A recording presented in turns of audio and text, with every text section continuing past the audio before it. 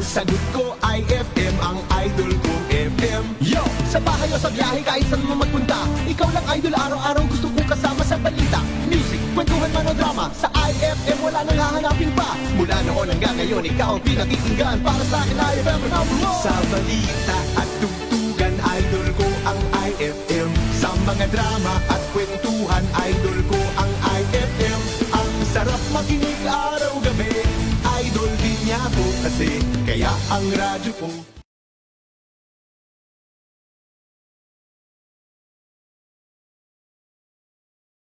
Sa mga idol natin na nako, medyo hindi alam kung ano ang memeryendahin sa mga oras na to mga idol dahil malakas yung ulan sa ilang parte ng Metro Manila pero dito naman sa San Juan ay sobrang init. Ayan no, may araw pa mga idol ko. Nako, alam nyo ba kahit ano pa ang merienda na inyong kinakain sa mga oras na to, for sure mag-e-enjoy kayo dahil meron tayong special guest sa oras na to mga idol at wala nang patupik-tupik pa. Ipakilala na natin ang up-and-coming Filipino singer at recording artist. Kinikilalang Bossa Nova Princess ng bagong henerasyon at hindi lang yan mga idol, winner din siya ng Asia's Best Singing Competition. Grabe, wow. Ang dami niyang oras, no? Ang dami niya ring title. At ito pa nga, siya ay tinagurian din bilang Aliw Awards 2024 Best New Female Artist nominee. Kaya ito na, let's all welcome Miss Andrea Gutierrez. Hello po. Ayan, magandang hapon sa iyo, Miss Andrea. Magandang hapon din po. Parang, pwede ba natin ilakas yung volume ni Miss Andrea? Parang pipikutin ko lang siya ng onte, no? Nagtanghalian ka ba, Miss Andrea? Yes. O siguro, Ito na talaga yun. Oo, sweet girl talaga ang atake ni Miss Andrea. Kumusta ka naman? Okay naman po. Super happy na nandito po ako and na-invite ako. Thank you so much. Wow. Siyempre, ikaw pa. Kumusta rin naman ang iyong buhay-buhay? Ito po. Busy sa rehearsal kasi malapit na po yung concert namin. Wow, Yes. mamaya pag-usapan natin yung about sa concert na yan. Yes. Pero na-curious ako sa'yo kasi sabi dito sa iyong profile, ikaw ay tinaguri ang Bossa Nova Princess. Yes. Ano ba yung ibig sabihin ng Bossa Nova? Bossa Nova, super chill, smooth lang siya. Usually narinig siya sa mga hotel, sa cafe. So, parang may pagka-jazz, pero hindi siya too loud. So, ganun lang. Pa-sweet. So, ganon. Kaya pala ganun talaga yung boses mo, no? Yes. Hello mga idol! Ganon! Yes. So parang ito yung kind of music na kung gusto ng mga tao ay mag-dine in, mag-relax. Yes, mag-relax. Ayun talaga. And saan ba nagmula itong Bossa Nova na ito? At bakit nakuha niya yung interest mo? Before, bago ko mag-bossa, bumibirit ako. Doon ako nanalo sa Asia's Best. Mga kinakanta ko pang Regine, Miss Wow. Lani. Tapos, kinanta ko one time yung song ni Miss City na para sa akin. Kung di kaya magiging nga. Ayun. Yan. Di kita. Yan. Yun, Yes. ah. Tapos, sabi ni Derek and ni Tita Let, yung bigay sa akin ng title, na bagay sa akin yung bossa, and ni Direk Sam, yung magiging musical director namin sa concert, na bagay sa akin yung mga smooth, chill lang, relax. So, tinry ko, and pasok naman pala sa akin. So, parang nahanap ko na yung genre ko. Wow, pero hindi ba parang malaking adjustment yon na from biglang, di kita. Alam mo, mas masaya pag relax lang kumanta kasi may enjoy mo lalo. Hindi ka pag bumirit na kailangan pasok yung tono, pasok yung key. Dapat hindi ka pipiyok. Kasi pag bossa, nalalaro mo yung mga songs So parang wala, mas happy. Mas masaya kumanta na pag nilalaro mo lang yung songs. Wow.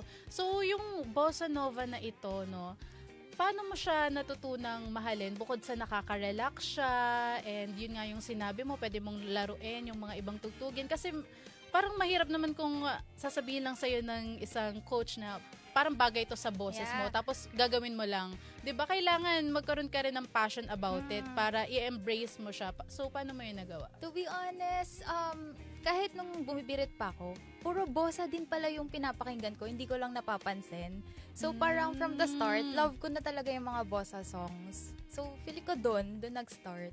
doon na nag-start na sinabi mo na, okay, ito na yung genre na para sa akin. Yes. From that day forward ba, parang hindi mo na naisip na, okay, what if itry ko pa rin na mag-explore sa mga ibang genres? Try ko mag-R&B or try ko yung ganito naman. Parang hindi na eh. Hindi Parang na love ko talaga. na talaga bossa. Nakuha mo na, first love mo na talaga Oo, siya. Wow. nakuha ko na. Feeling ko faithful magmahal si Miss Andrea, no? Kasi kung ano yung nakuha niya, yung nagustuhan niya, nagstay na talaga siya doon. Yes. And paano ka naman natulungan nitong pagkaka-discover mo sa Bossa Nova doon sa iyong career? Alam mo, ang dami po talaga. Siguro, pag pinagsasample po ako, dati birit eh. Ngayon, puro pang chill na eh. Eto, kunyari, si Tita May Arenas, yung producer namin ng Echo Jam, meron siyang napakinggan sa radyo. And then, biglang tatawag siya sa mom ko na, alam mo, pakanta mo to kay Andrea kasi bagay sa boses niya. So, parang nare-remind na nila na bagay sa akin yung bossa. So, ganun na. And saan mo siya ngayon nagagamit? Parang meron ka bang mga gigs, Yes. mga places, saan mo ba siya tinutugtog madalas? Most of the time sa mga concert. Kasi mga concerts. nagpa-front ako. Kagaya nung nag-start ako kay Tito Marco Season. Uy, Doon. bigatin. Yes, nag-front ako nung first ever concert niya sa Teatrino. And then sumunod kay Sir Nonoy Zuniga. Yung last niya lang, nag-front act din ako. So, puro bossa na talaga. So, kapag in-invite ako, bossa na yung kinakanta ko. Oh, so yun na talaga yung para naging trademark mo. Mm-mm. And napansin ko, kasi syempre, kapag nagkakaroon tayo ng mga guest dito, mga idol, check ko na yung background check na. Di ba? Ini-lista ko na sila. Oo, tapos nakikita ko, nagko-cover ka rin ng mga kanta. Yes. So, kapag nagko-cover ka ng mga kanta using yung Bossa Nova style, paano yung process niya, no? Kasi hindi madaling mag-cover ng kanta eh, di ba? Siyempre, may help yan ng musical director. Mhm. Parang, kunyari may gusto kong kantahin, direct gusto ko to kantahin, pwede ba gawing bossa natin to? So, kailangan mo talaga siya areglo. Kasi wala ng mga songs na, hindi naman sa wala, pero parang onti na lang yung gumagawa kasi ng bossa. So, mahirap kumuha ng -1. Actually, Yes, diba? nung nabasa ko yung profile mo, tapos parang nakalagay Bossa Nova Princess, sabi ko, Yes. parang ngayon ko lang din siya narinig. Yes, parang onti na lang din kasi Oo. nagbobosa. So that's what makes you unique talaga, Yes. 'di ba? And sa lahat ng mga kanta na sabihin natin ginawan mo ng rendition or personally na naisulat mo, ano yung parang pinaka-close sa heart mo na, okay, ito talaga yung magiging trademark ko? Alam mo, yung para sa akin talaga ni Miss City. Parang ilang beses ko na siya nakanta sa mga guestings. Nare-request siya? Yeah. Nare-request talaga? Yun na talaga para sa Pwede bang pasample kami? sige. Okay. Sige. Tanggalin muna natin to. Okay. 1, 2, 3, go. Di kita pipiliting sundin mo pa ang iyong damdamin. Hayaan na lang tumibok ang puso mo para sa akin. Wow! Grabe, nakakaantok in fairness. Ang suti nga ng boses mo. Sobrang relaxing ba? Oo, sobra. So parang pag bukod sa mga concerts, na-try mo na rin ba siyang kantahin sa mga sabihin natin, mga hotels, Alam mo, ganyan? hindi pa. Hindi ko pa. pa na-try. Oo. Parang puro concert. Alam nyo na sa mga 5-star hotels dyan, Yes. dito sa Metro and Mega Manila at dito sa San Juan. Baka naman, si Miss Andrea, napakaganda ng kanyang boses. Thank you. So, nabanggit mo kanina habang may pre-chikahan tayo, no? May pre-chikahan kami. Siya ay nagtapos bilang isang pharmacist at yes. registered? Yes, registered pharmacist. So, medyo malayo yung career. Sobra. Oo. Wala man lang siya sa arts and design track Yes. or whatsoever nung high school or college. Talagang pharma talaga. Paano yung switch ng career mo and paano mo naisip na, sige, ito muna ang ipopursue ko talaga yung music career ko. Alam mo, nag-start yun. Kasi kahit nung nagre-review pa lang ako, meron na kasi mga invite sa akin sa music industry. Mhm. So, kailangan mo talaga siya pagsabayin. Kasi ayoko naman yung hindi ko pa natatapos yung pharma. Tapos, dire-diretso na ako sa singing. So, ang ginawa ko, pinagsabay ko, which is super hirap. Kasi magkaiba talaga siya, girl. Oo. Ba't mo kasi pinahirapan yung sarili mo ng ganon? Tapos parang mas, ewan ko ba, pero love na love ko kasi mag-sing. So parang pinurso ko lalo yung singing. After ko, tapusin yung boards ko. So parang, hindi, sige, magte-take muna ako. And then, after ng boards, dun ako nag-start. Parang dire-diretso na din. Thank you, Lord. Wow, yan. Thank you, Lord, talaga. Yes. No? And sino ba yung mga naging musical inspiration mo? Kasi sabi mo, ever since bata ka. So, sa family mo ba talaga musically inclined sila or may musikero sa family? Parang sa father side ko po, Mhm. may mga kumakanta din. Kung hindi kumakanta, sumasayaw. And then sa mother side naman po, yung mom ng mommy ko, kumakanta po siya. So parang dun ko po nakuha yung pagkanta ko. So parang sila rin yung inspiration ko. Wow. And ano mo masasabi mo sa kanila kung nanonood sila ngayon ng ating interview sa mga naging inspiration mo? Ay, Ay. ibang inspiration. Hindi, thank you so much po. I love you guys. Yun. Ang sweet pa din. alam mo si Miss Andre, siya yung tipo na parang pag nagkaroon kayo ng ng away, ikaw yung makokonsensya kasi ba't mo siya inaway in the first place? Ganon. Ikaw yung tipong pag friend kita talaga, ako yung mga away para sa'yo. Ganon. Actually, ganun yung friend ko. Oo, ganon talaga. And bukod naman dun sa family mo, no? Sino naman yung naging musical inspiration mo na nasa industry na talaga? Feeling ko si Miss Regine, since birit-birit ka, na-start ka, no? O sino pa? Si Miss Lani. And then, syempre, si Miss City. So, sana makapunta siya sa concert, di ba? Makapanood siya. Malay mo, baka Yes. mapadaan to sa FYP niya. Yes. Yan, invite mo siya. Sana po, pupunta kayo Miss City. Ayan. So, ayan na, Miss City, alam mo na. Paano mo naman ginagawa, Miss Andrea, na parang sa'yo mismo, yung mga kanta na kinakanta mo? Kasi, minsan, napapansin ko sa ibang singers, kumakanta sila, pero walang identity. Same pa rin. Oo, same pa rin. Pero ikaw, nung napakinggan ko yung mga kino-cover mo, tapos yung mga kinakanta mo, may distinct Yung parang, nung napakinggan kita, okay, iba yung singing style talaga niya. Ako, kasi nilalaro ko yung songs. Mm-mm. Hindi lang ako bumabasa sa nota nung binigay ni Derek, yung gumagawa ng songs ko. Talagang ini-enjoy ko yung song.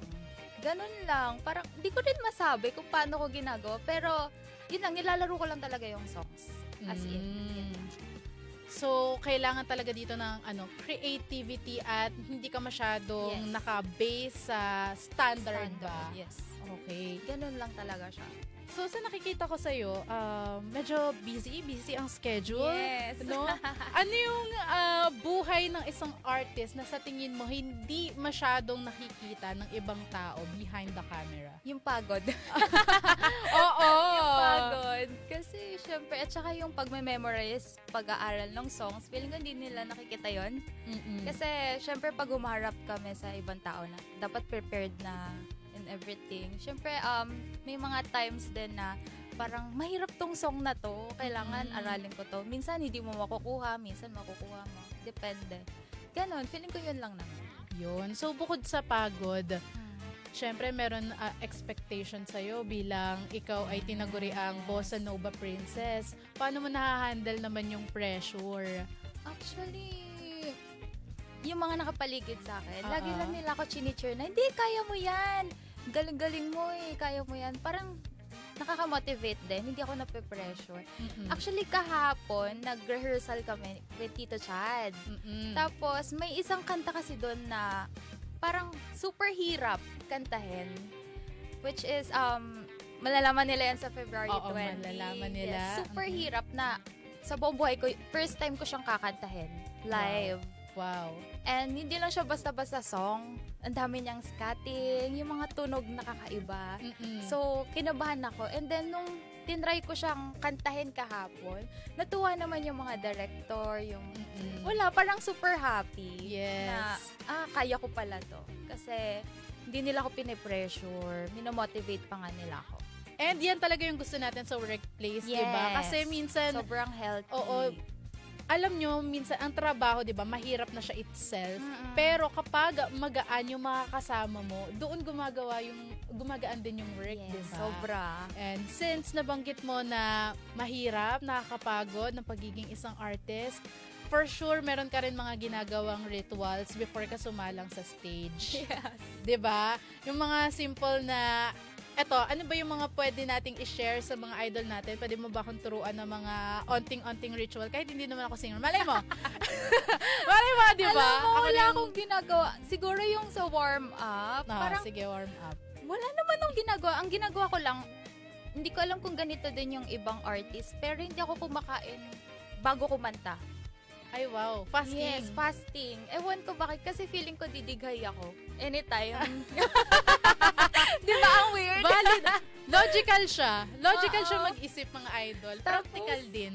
Tapos, 1 week before concert or yung may mga gigs, warm water lang ako. Yun lang talaga ginagawa ko. Kasi Ayun. wala nang iba. O sige, susubukan ko yan ha. Tapos, mamaya mag-a-apply ako sa station manager namin, mga 2 months from now siguro, kung gaganda yung boses ko. Kasi yung ibang mga, mga singer, mga idol, meron silang mga ritual na gaganda talaga. meron. Hindi para magmataas sa harap ng isang bossa nova princess, no.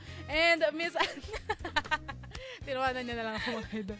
Ano yun naman yung mga pinakamahalagang lesson na natutunan mo sa industry ng musika? Mabata ka pa lang pero nakikita ko na parang medyo bihasa ka na kasi more on concerts lang naman siya, mga idol. Hindi siya gig-gig. Concerts talaga. Ako, advice ko lang, as long as masaya ka sa ginagawa mo, as long as wala ka natatapakan tao, go lang. Kung saan ka masaya, yun lang naman. Yun ang advice ko sa kanila. Tsaka, feeling ko naman kung hindi nila love yung mga ginagawa nila, hindi sila magtatagal dun eh. Mm-mm. So, yun lang. Stay happy. Kung love mo talaga, i-pursue mo. Yun. And just do what you love, mga Yes. idol. Gusto nyo ba, para same wavelength kami? Hindi, okay lang yan. Gusto ko nakakakita talaga ng mga fresh na personalities, no? And next question naman natin, no? Kung makakausap mo yung iyong younger self, bata ka pa ngayon, pero yung younger self mo talaga, no? Ano yung masasabi mo sa kanya? Feeling mo ba magiging proud siya sa'yo? Or sa tingin mo ba sasabihin niya na mag-venture ka pa sa ibang sa ibang field, huwag ka magpakulong sa iisa lang? Ako, masasabi ko lang, sobrang short lang nito, pero feeling ko super proud na yung self ko kasi madami din time na parang susuko na ako. Pero, here I am. Thriving. Andito pa rin. Yes. So, yun lang naman. Super happy and, ayun, go lang. Andeng. Laban lang. Laban Kaya mo lang. yan, self. So, sa nakikita natin sa'yo, Miss Andrea, marami ka na talagang blessings na natatanggap ngayon and meron kang upcoming concert. Yes! Imbitahan mo naman yung ating mga idol dyan. Yes po, iniimbitahan ko po kayo sa concert namin with Mr. Chad Borja, Jazza Nova Session po, produced by Echo Jam Entertainment Production. This coming February 20 na po yan. This Friday na po, 8 o'clock p.m. sa Teatrino Promenade, Green Hills po. With special guest Mr. Marco Sison, Nathan Randal, and special participation with DR Caballero po. And tickets are available at ticketworld.com.ph and you can message Echo Jam Entertainment Production din po. So, yun po. Ayan na, mga idol. Huwag kayong mag-alala dahil yung kanilang upcoming concert, pwede nyong makita yan sa official social media accounts ni Miss Andrea and ni Mr. Chad Borja para dun sa mga details. O di kaya mga idol, i-message nyo kami dito para ma-forward namin sa inyo yung mga details. And apart from that, kanina na pag-usapan natin na ikaw ay gumagawa nga ng mga rendition ng songs. Pero hindi dyan mawawala yung mga sarili mong kanta. At meron nga tayo ditong papakinggan. Ano ba yung inspiration mo dito sa kantang ito? Ito yung second song ko kasi na ni-release last year lang, nung October. And it's about, ito playful love song to eh. Parang alam nung guy na attractive siya. So yun yung ano nung song. Mm. Meaning nung song. Pero kilig-kilig lang, ganon. Light lang siya yung song na to. So, Personal ba to? Itong kanta na ito? hindi. Sinabi na agad hindi. Hindi agad. Oh, so ano yung pakiramdam mo mafe-feel ng mga idol natin kapag napakinggan nila tong kanta na to? Super mag-relax sila, matutuwa sila, mag-e-enjoy kayo kasi nakakaano din tayo, parang LSS. Yun, ang LSS, tawag. Yes. oo. So, yeah, sana magustuhan nyo. Oh. Kaya nga mga idol, kayo ang magiging hurado sa Yes. hapon na ito. Sabay-sabay natin pakinggan ang kanta ni Miss Andrea na Mestizong Guwapo. Wow!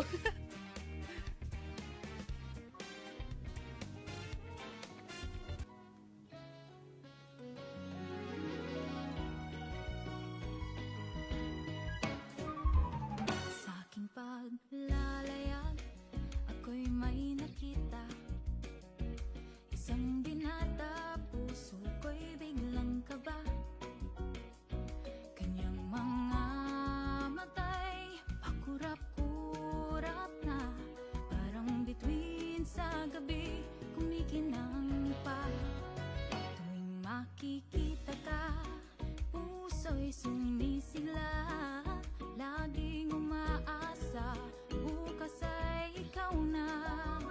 Mga labing nakangiti, nais na mahakan. Isa kang panaginip na pangarap makamtan. Oh, mestizong guwapo, ikaw ba'y totoo? Ako'y nahuhumali sa akin mong ngiti. Mundo ko'y naging awi, ibig ay ikaw pa rin. Oh, mestizo kong mahal, sana'y mapansin. Yan! Ang glimpse ng kantang Mestizong Guwapo ni Miss Andrea. Ang ganda! Thank you! Ang ganda ng ano niya kasi parang, paano ko ba siya i-describe? Yung instrumentals niya, nakaka-soothing, ang relaxing, pero yung lyrics niya and the tone itself, parang nakaka-indak. Diba? So, ang galing, ang galing. Perfect ka dyan. Thank you! Ang lamig na kamay natin. Oo, ang lamig ng mga kamay namin kasi syempre kailangan niya sa studio. Anyways, ayan, Andrea, saan ba mapapakinggan ng mga idol natin itong kanta mo? Po, available po siya sa all digital platforms, lalo na po sa Spotify. Thank you so much po kung mapapakinggan niyo po uli. Yes, and i-promote mo din yung ibang mga kanta bukod dito sa Yes po, Mestizong meron Guwapo. din po akong title ay Naghihintay. So, sana magustuhan niyo din po. Yun. Kayo mga idol ha, i-stream nyo na lahat ng mga kanta ni Miss Andrea Gutierrez. Yeah. Ano yung isa? Mestizong Guwapo at Isang guwapo ay naghihintay. Naghihintay. So, Miss Andrea, ano ang masasabi mong pinaka-ultimate goal mo? Hindi bilang singer, bilang isang, bukod sa pagiging singer, pagiging tao, yon. Alam mo, Ultimate ang goal. naisip ko lang talaga ngayon, magkaroon ako ng hit song. Hit Yan talaga song. ang goal ko. Yes. Oh, nag-tiktok ka ba? Yes. Yes. Nag-tiktok na ako. Before, hindi. Kailangan natin sa buhay yan. Yes. Oo. Oo.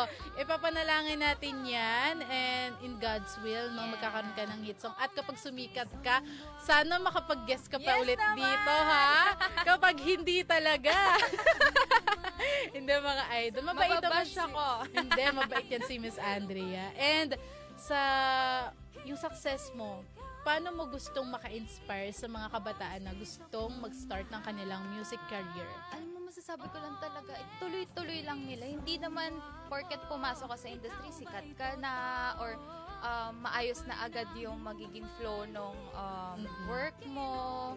Basta tuloy-tuloy lang sila. Yun lang talaga. Yes, and they should take it from you na napakalayo naman ng itinalo ng career, mga idol. From pharmacist, di ba, to full-time singer, no? Ayan, imbitahan mo ulit sila sa gaganapin mong concert. Yes Just to po. reiterate. Jazzanova Session po, February 20 na po yan. Directed by Direk Calvin Neria, musical director. Direk Sam Valdecantos po. Yes, sana po makapunta kayo. Ayan. Thank you so much sa iyong oras. Thank you. Miss Thank you, Andrea din po. Gutierrez. Sana nag-enjoy ka ba? Yes, We. super. Appear nga ako. Yes, ano? Ayan, once again, nakasama natin ang nag-iisang Bossa Nova Princess ng Pilipinas. Wala nang iba kundi si Miss Andrea Gutierrez. At sa lahat ng mga idol natin na gustong maka-attend sa kanilang concert, ayan, i-follow nyo na siya sa kanyang official social media accounts. At huwag nyo na rin kakalimutan dito mag-follow sa 93.9 IFM Manila para lagi kang updated sa bagong episodes ng Lodi Talks. Muli ito ang inyong lingkod, si Maui Posa, para dito sa Lodi Talks ng 93.9 IFM ay narinig ko na yun. Bye mga idol. Bye. Bye.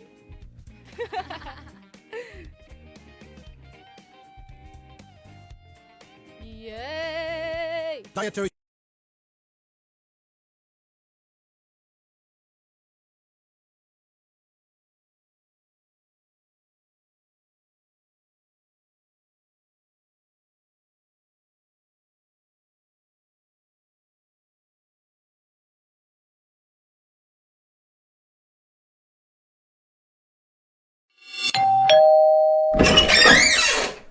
Ate! Anong FM station ang pinapakinggan mo? IFM! Ano ulit?